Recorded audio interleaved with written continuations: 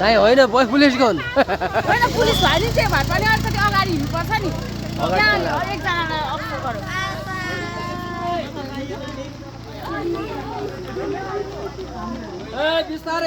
कवि आरामले बिस्तारै बिस्तारै मुख खोले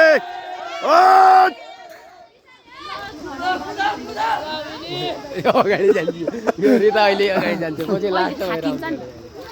गाडी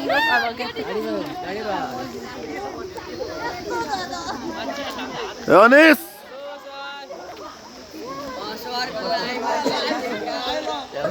कस्तो तयारी छ लवन्त बाबु तयारी कस्तो छ आजको कडा आउनु पर्यो कडा गोल्ड चाहिँ झर्नु पर्छ जसरी पनि